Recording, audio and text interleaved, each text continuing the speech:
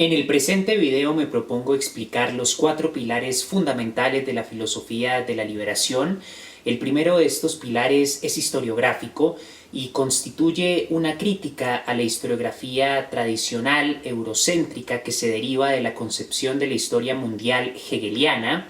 y en donde se muestra que la periodización tradicional de la historia universal, de la historia mundial, en edad antigua, edad media y edad moderna, es una fabricación ideológica que pretende imponer una centralidad de Europa que históricamente puede mostrarse como falsa, porque en la edad antigua, pese a que Grecia logró vencer a Darío y a Jerjes, las polis griegas salieron triunfantes de las llamadas guerras médicas, y posteriormente, cuando Alejandro Magno a los 20 años comienza su campaña de conquista en Persia, Grecia se expande hacia el Medio Oriente.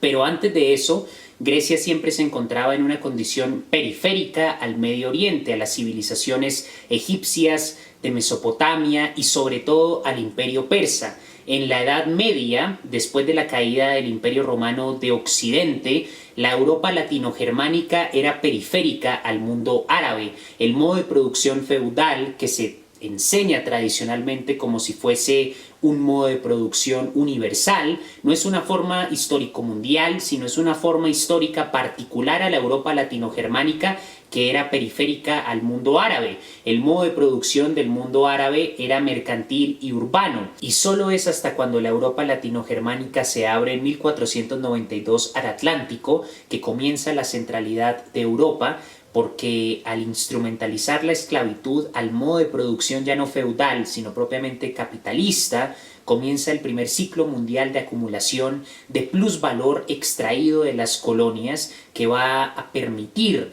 la transición de la manufactura a la industria y por lo tanto el surgimiento propiamente del modo de producción capitalista y de lo que Emanuel Wallerstein denomina el sistema mundo, con España en el siglo XV como centro de ese sistema mundo, que comienza gracias a la apertura de la Europa latinogermánica al Atlántico en 1492. Dentro de este primer pilar de la filosofía de la liberación, que constituye una crítica a la historiografía hegeliana y al eurocentrismo, se pretende mostrar que Europa no ha sido central para la historia universal. Se pretende promover el estudio en las diferentes etapas de la historia universal de aquellas civilizaciones y culturas eclipsadas por Occidente, que sin embargo han tenido una función y una centralidad histórico-mundial mucho mayor que Europa. En el caso de la antigüedad, estudiar a Mesopotamia, estudiar a Egipto, estudiar a Persia,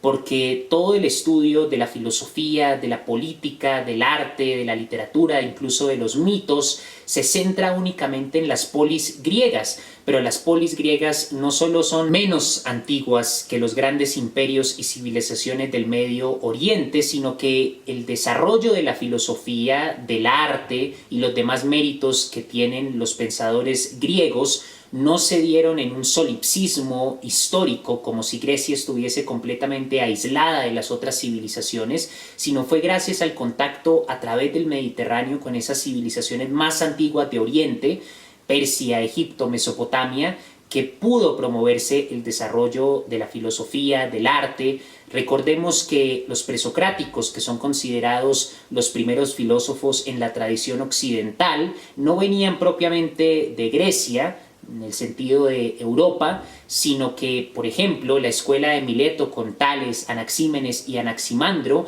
se localizaba en la península de Anatolia, en Asia Menor. Parménides y Zenón eran de Elea. Pitágoras era de una isla que estaba más próxima al Medio Oriente que a Europa como tal, por lo que hay que ver la influencia de Oriente y su contacto a través del Mediterráneo con Europa para explicar el surgimiento de la filosofía y romper ese esquema helenocéntrico según el cual los griegos se encontraban en una burbuja solipsista, aislada por completo de las otras civilizaciones, y milagrosamente pudieron desarrollar la filosofía sin deberle nada a ninguna otra civilización. Eso es históricamente falso. Y respecto a la categoría del medioevo, lo que se pretende en este primer pilar de la filosofía de la liberación es mostrar que el medioevo solo aplica para la Europa latinogermánica que surgió después de la caída del Imperio Romano de Occidente, y cuando se estudia el feudalismo y en general el medioevo, se pierde de vista la importancia del mundo árabe, que a diferencia de la Europa latinogermánica tenía una centralidad para la historia, una verdadera centralidad para la historia universal, pero generalmente se estudia únicamente el medioevo y se pierde del horizonte por completo el mundo árabe y sus aportes a la filosofía, a la ciencia y a las matemáticas. Finalmente, en función de un análisis del materialismo histórico que muestra cómo el capitalismo surge gracias a la instrumentalización de la esclavitud, es decir, de la extracción de materias primas de la colonia para la acumulación de plusvalor. Se habla de plusvalor porque los esclavos ni siquiera tienen salario y su trabajo vivo objetivado en el proceso no de producción de una mercancía, sino de extracción de materias primas, permitió la acumulación de un valor que va a ser la base material que va a permitir la revolución industrial, va a permitir que Europa adquiera una centralidad que se fundamenta en el colonialismo y que comienza en el siglo XV. No es una centralidad como el romanticismo alemán, como el Renacimiento pretende, que se remonta a Grecia, porque es una fabricación ideológica, esa identidad europea que comienza con Grecia, siendo que las ciudades-estado en Grecia solo tenían en común los dioses y un lenguaje, pero tenían costumbres y una organización sociopolítica y económica distinta. Solo basta con ver las diferencias entre Esparta y Atenas. Así que hablar de una identidad incluso griega en la antigüedad es bastante dudoso históricamente, mucho menos hablar de una identidad europea que comienza con Grecia. El segundo pilar fundamental de la filosofía de la liberación, que quiero explicar brevemente, es la ampliación de la teoría del valor de Marx. En Los Grundrisse y en la contribución a la crítica de la economía política burguesa, Marx esboza en 6 puntos su análisis. Comienza con el análisis del capital, con el análisis del trabajo, del salario,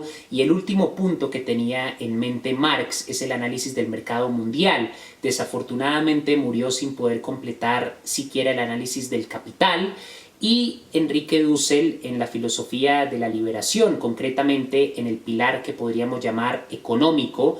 trata de elaborar ese punto que Marx había esbozado mediante una interpretación de la teoría de la dependencia marxista, mostrando que en el siglo XV, concretamente desde 1492, cuando la Europa periférica, el mundo árabe, se abre al Atlántico, comienza la extracción de plusvalor de las colonias y una acumulación de ese valor en el centro, en el primer mundo, en Europa. Y en la actualidad, en el marco de la competencia entre capitales, de la competencia entre burguesías en el mercado mundial,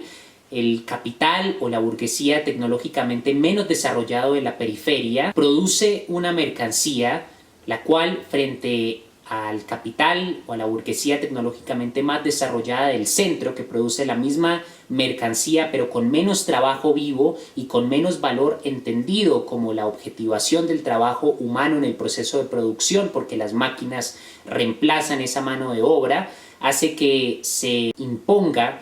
un régimen de explotación económica que implica la extracción de plusvalía, porque al tener un desarrollo tecnológico inferior se necesita más trabajo vivo, y al competir con esas burguesías que tienen un desarrollo tecnológico mayor, las burguesías de la periferia se empobrecen, y al empobrecerse las burguesías de la periferia, la explotación al proletariado de la periferia es mucho mayor, de manera que hay una conexión entre la competencia en el mercado mundial de las burguesías, la relación capital-capital y la relación capital-trabajo. Esa extracción de plusvalía de parte de las burguesías tecnológicamente más desarrolladas del centro implica que la explotación del proletariado en la periferia es mucho mayor. Y este segundo pilar económico, que implica el análisis del mercado mundial, tiene su conexión con el primer pilar historiográfico, ya que la modernidad se va a entender desde la materialidad de la producción como la apertura de la Europa latinogermánica al Atlántico en 1492. Con España en el centro, en la primera etapa del sistema mundo, después con Alemania y Holanda, para acabar finalmente con Inglaterra, centro de la revolución industrial. La apertura de la Europa enclaustrada por el imperio musulmán al Atlántico va a ser la base material que va a permitir el cambio en la política y en la cultura que caracteriza el Renacimiento y la Ilustración. Recordemos que en contribución a la crítica de la economía política burguesa, Marx afirma que la materialidad de la producción es la base sobre la cual se levanta el edificio real, político y cultural de la época. Y la tesis central del materialismo histórico es que las relaciones sociales de producción y el desarrollo de las fuerzas productivas, es decir, la materialidad de la producción, determinan la superestructura de lo político y de lo cultural, de manera que el Renacimiento y la Ilustración deben verse en función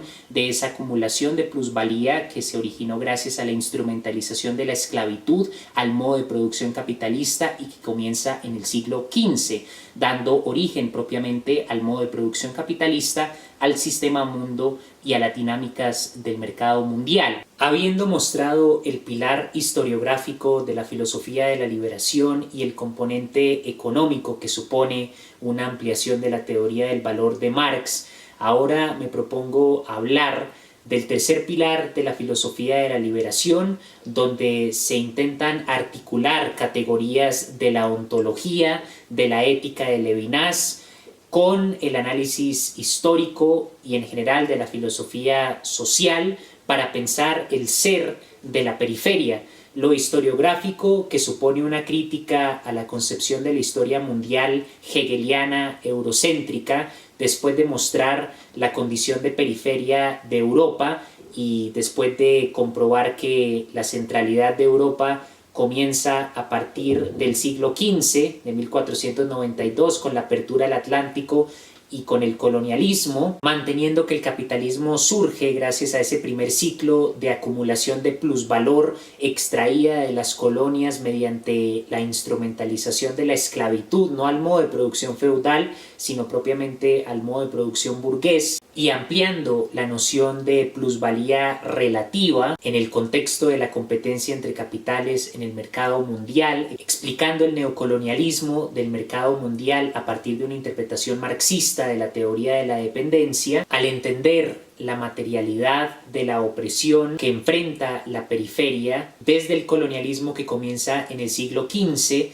hasta la explotación de los capitales tecnológicamente menos desarrollados de la periferia por los capitales tecnológicamente más desarrollados del centro, del primer mundo. Dussel aplica las categorías de otredad, de totalidad, que hacen parte del pensamiento de Emmanuel Levinas, para fundamentar la posibilidad de una ontología aplicada, articulada con el análisis social que se fundamenta en la economía y en la historiografía. Pensar el ser de la periferia teniendo en cuenta la opresión económica, la explotación en el mercado mundial, teniendo en cuenta cómo históricamente se ha eclipsado el ser de aquellas civilizaciones que han tenido una verdadera centralidad en la historia universal, pero que la historiografía eurocéntrica saca del panorama completamente. Asimismo, ver las consecuencias del colonialismo en cuanto a que ha truncado la posibilidad de desarrollar una filosofía, una cultura que responda al ser de la periferia, construir el ser mediante la cultura y la filosofía, no ha sido posible debido a que la periferia en su condición de colonia se le ha impuesto el ser que fabrica el conquistador, el ser que fabrica el primer mundo y que impone por medio de la materialidad, de la explotación, de la conquista, que se mantiene incluso hoy en día con las dinámicas de explotación económica del mercado mundial. Finalmente, recordando que el primer pilar de la filosofía de la liberación es historiográfico, el segundo pilar es económico, en la medida en la que es la ampliación de la teoría del valor de Marx, mirando cómo la competencia entre capitales en el mercado mundial explica la pobreza de la periferia, del tercer mundo subyugado al primer mundo, y teniendo en cuenta que el tercer pilar trata de aplicar categorías de la ética de Levinas para explicar esa opresión que se levanta sobre la base de la opresión material y económica y que es un tipo de opresión podríamos decir, ontológica, en el sentido en el que se trata de la imposibilidad de estos territorios conquistados de construir su propio ser, es decir, su identidad cultural mediante la filosofía, el arte, el lenguaje, las tradiciones, costumbres y demás herramientas mediante las cuales una comunidad da cuenta de su ser. El último pilar hace referencia a la política de la liberación, específicamente a la transmodernidad, que es una propuesta para construir un Estado que supere las contradicciones del Estado burgués en función del análisis de la historiografía eurocéntrica, de la opresión económica que surge a partir del estudio del mercado mundial y, desde luego, esa diversidad cultural, esa multiplicidad de horizontes étnicos, culturales, históricamente eclipsados, que afloran mediante la pregunta por el ser de aquellas comunidades, grupos y naciones excluidas por Occidente. El pilar historiográfico, el pilar de la ampliación de la teoría del valor de Marx y sobre todo el pilar de la ontología, donde se intenta tener las bases para crear el ser, para definir el ser de la periferia, convergen en la praxis política, en la propuesta de la transmodernidad.